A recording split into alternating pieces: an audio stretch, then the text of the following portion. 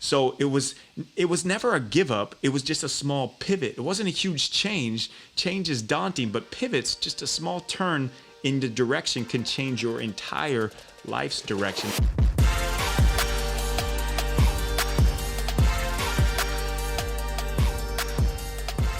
Welcome back to another episode of The Burn. I am Ben Newman, and you know how we roll every single week. We're bringing you stories of athletes, entertainers, celebrities, coaches, individuals who have recognized that when you stay connected to that deep-rooted drive, that fire, that burn inside of you, it ignites your why and your purpose that then causes you to take the necessary action to perform at your highest possible level.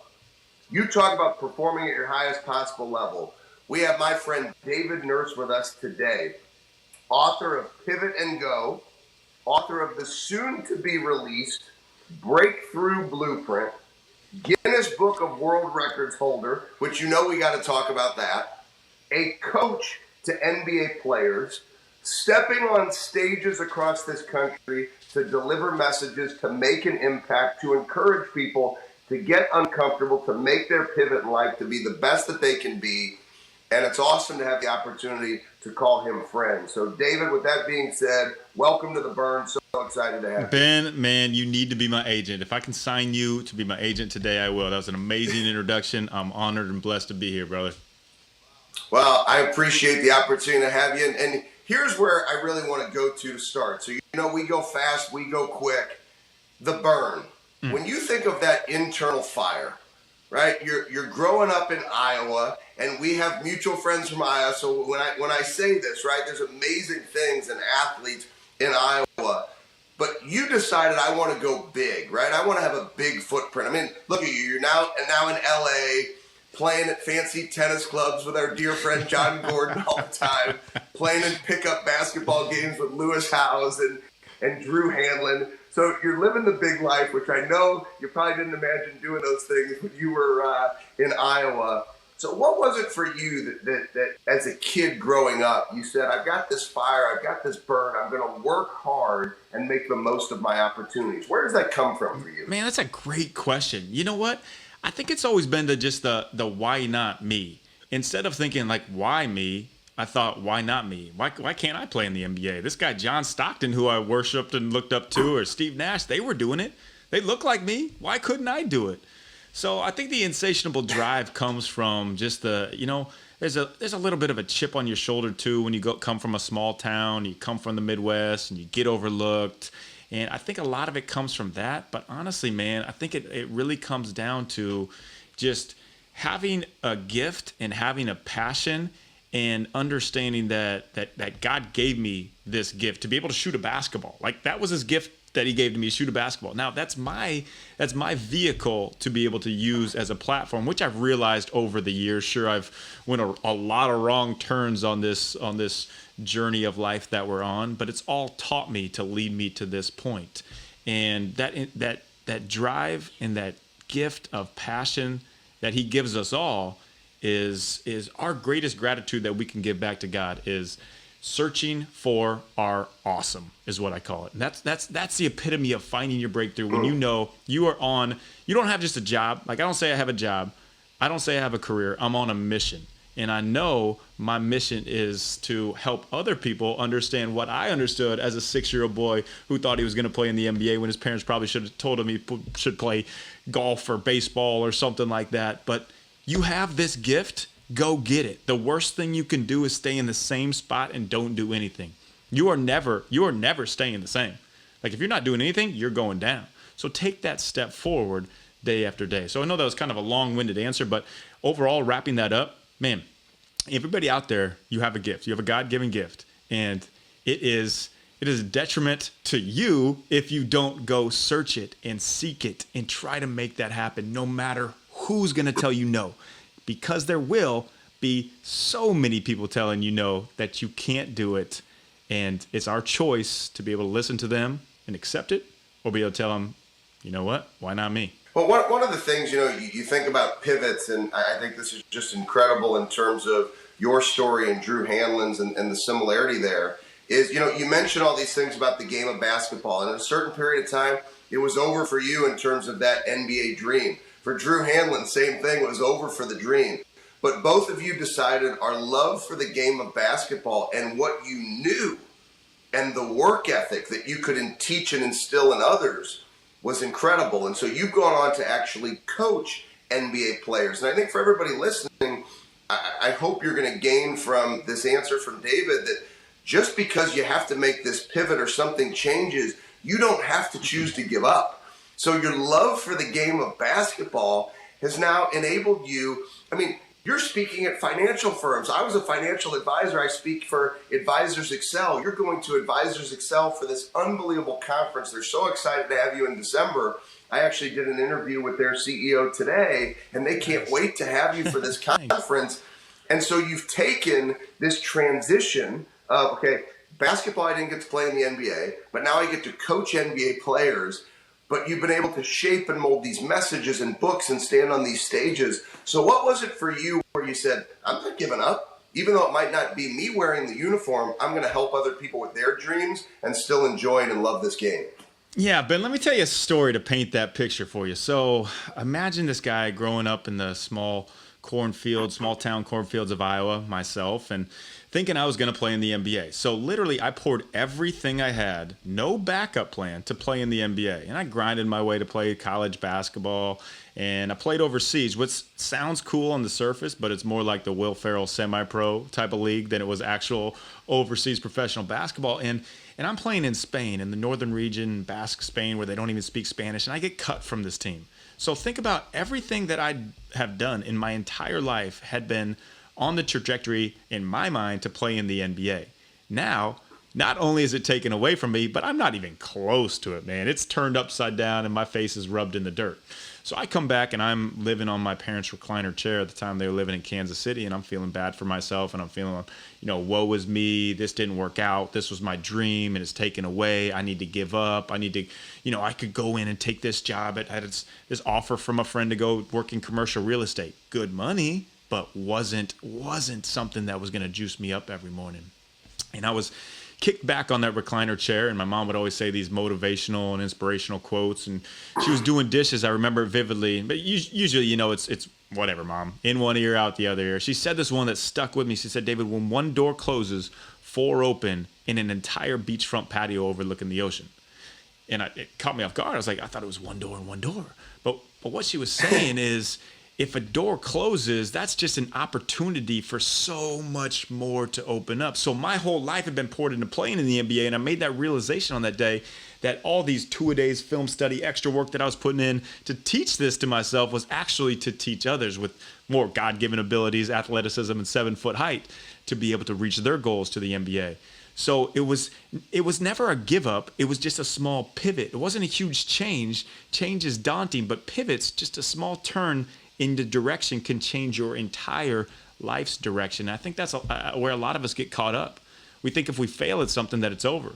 But on average, of people that have become billionaires, like with a B, they've gone through 7.2 massive failures. Whether it was Colonel Sanders getting his famous chicken, KFC, turned down 1,009 times, or Macy's, the Macy's guy that has a Macy's Day Parade, he failed. He flopped 5 times. He went bankrupt. Like, this is the stuff people don't see. But these are not just thrown away. These are life learning lessons. We can learn through anything. Sure, it feels good to learn through the success. That's momentum, builds momentum. Use that. But also the failures, that is the best way to learn. That is the best way to grow. And it's never a give up. It's just a small pivot. So that's how I got on my trajectory to realize, you know what? Me not being able to dunk a basketball in the NBA, we're probably not going to work out. Now I'm going to coach in the NBA. I love it. It's incredible, the story that you've written, which has turned into incredible books. I know you have your next book coming, which is how we're going to finish talking about Breakthrough Blueprint. But before we get there, tell us about this Guinness book, this Guinness Book of World Records. So how did you find yourself there, which I'm sure you anticipated you would be there growing up in Iowa as well? Yeah, so funny story is, all I could do was shoot. I was telling you that's my God-given ability to shoot a basketball. And I wanted to get into the NBA. So I figured, you know what? I can't just say, hey, I'm going to outwork everybody, because everybody can't outwork everybody. I had to find my niche, my lane that I would just be the best in. So I was like, all right, all I can do is shoot. I think I could teach it. Why not become the best shooting coach there is? So I thought, okay, I'm going to do these camps all over the country. And I ordered these balls from China with this line down the middle so you could see the rotation, and had them sent out to the Oakland seaport. I jump in my car, drive 29 hours out there, put them in my car. And I'm literally, Ben, I'm spending the next 5-6 years of my life sleeping in my car, well-lit Walmart parking lots, crashing with friends, just loving it though. Loving the journey of trying to become the best shooting coach possible. And I figured, this whole social media craze is coming on now, and videos are huge. What if I set a world record for most three-pointers made? That would probably solidify me as a reputable source as a shooting coach. And I looked it up, and there was no world record. There was none. So I was like, all right, we're going to do this thing. We're going to do this thing. We're going to put it up on YouTube. We're going to pump it out there. I'm going to send it to ESPN, all these places. And we were probably in the gym for, 5 hours before we finally get it. I'd always miss on the last one or the second to last one and drive me nuts.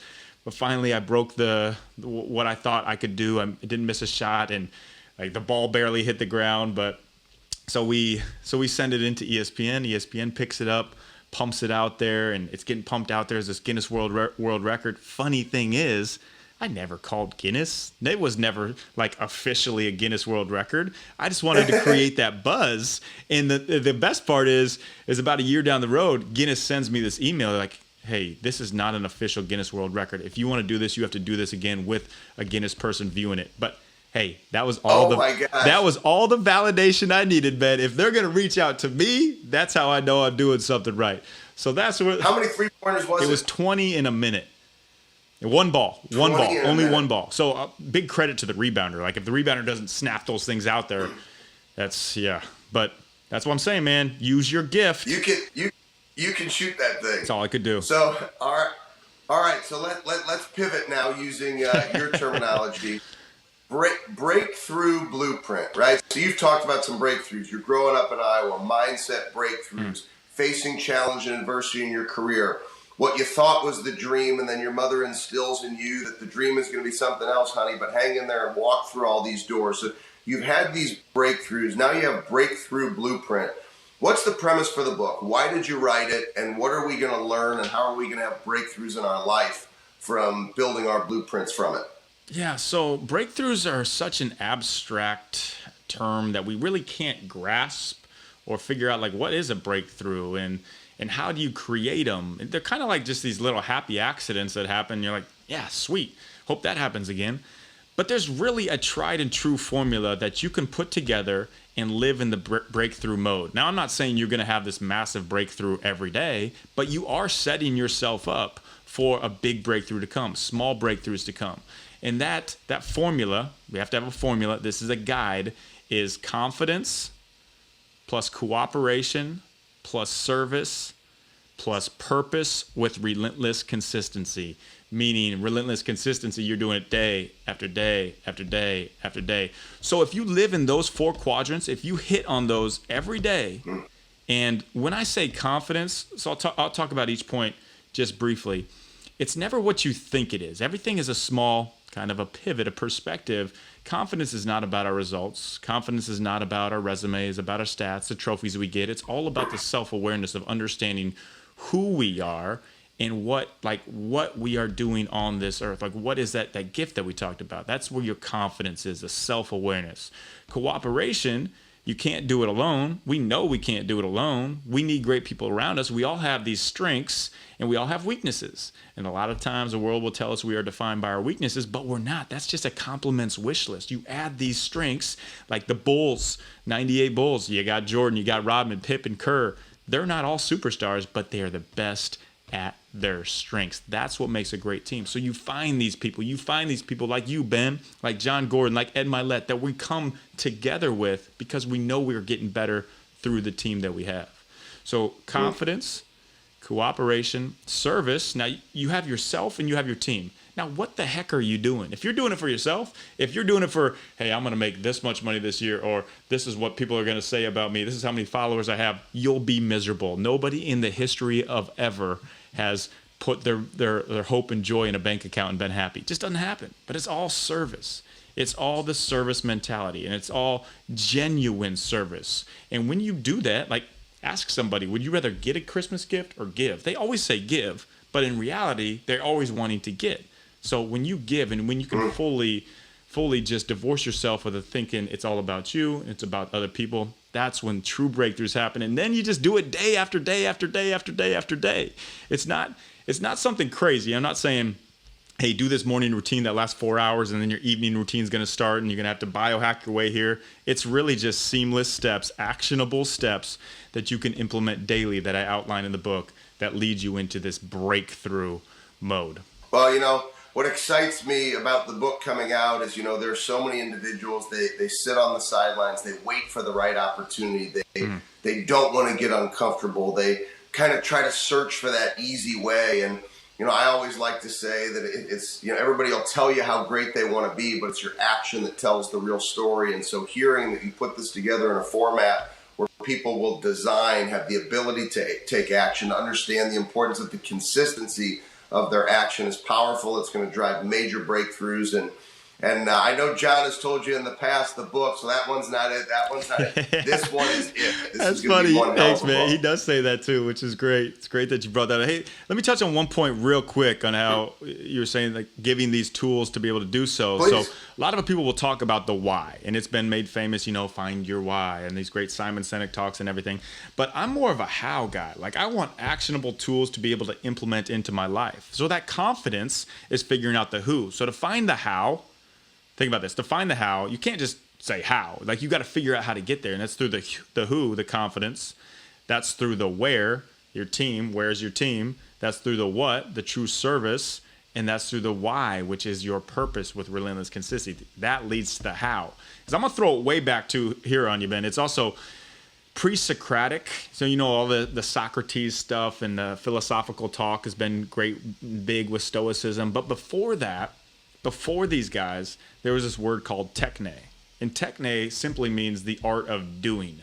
But that got lost in the whole flow of all the Socrates, the Aristotle, the Plato, and it turned into the word episteme, which means knowledge. So what I'm saying is there's a huge difference in this knowledge, knowing, versus doing. And you can be the one that takes this techne and takes this doing and implements it into your life. Because far too many of us take in all these podcasts, take in all these books. Oh, this is great. But then you don't do anything with it. So that's what living in the breakthrough mode is about. I love it. I love it. Well, I'm so excited for you for the book.